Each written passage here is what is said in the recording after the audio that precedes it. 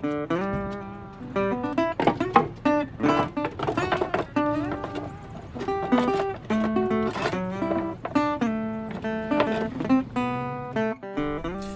this is Pete. Today I thought we would see how fast we could make a dresser with ShelfMe. So without further ado, here we go. There's a website and we're going to scroll down and we're going to go look for a DIY option. And in this case, it's a design it yourself, Richard. Now this may not look like a dresser, but pretty quickly we're going to turn it into one. So here we go. We click on Customize.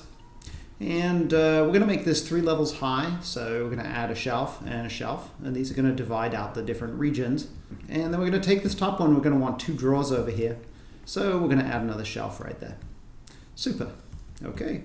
Now, next thing, we're going to want to have drawers on each of these areas. So in ShelfMe, you select a space when you want to talk about what's going inside that space. And right now, these things have nothing, as denoted by the X, and we're going to change them to drawers. Well, no one loves this kind of asymmetry, so I'm going to select these 2 drawer faces, select their dimensions, and this option pops up to lock those 2 things equal. Perfect, just what we want. And we're going to do the same thing in the other dimension as well. So we're going to select height, and then you see we have this last height measure right here, and we're going to set those equal as well. Great. All right, now we don't want this big space at the bottom, so we're going to select the height of that, press return, and then just say it's going to be 3 inches, and we're going to lock it. All right, it's getting closer to being a dresser. Let's just kind of make it sort of dresser shaped. So now as you see, when we resize things, it sort of preserves the intent that we have. We don't have a ton left to do, but let's get rid of some of this visual noise. So you don't have to look at that anymore because we're done with that part. And we can get rid of that by just hitting the ghost option right here. And that gets rid of all of those things. So I still have the behavior that I want, but those locked measures are now disappeared. So now we're going to select all the drawer faces, wonderful, and it offers me to select a drawer style. I'm going to click that, click this style, I think. I like the look of that.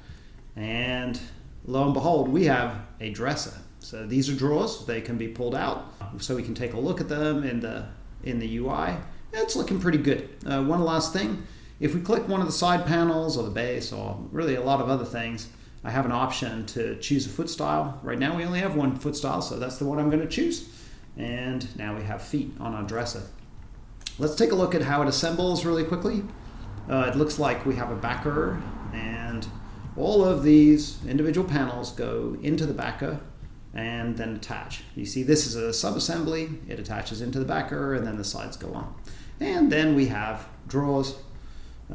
And if I zoom forward to the end, you can see this is what it looks like fully assembled.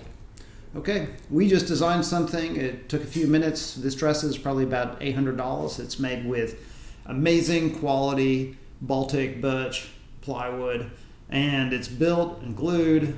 It weighs a lot. You could have a party on top of it. It's so strong, and it's a piece of furniture that's going to last a lifetime that you designed maybe in 5 minutes.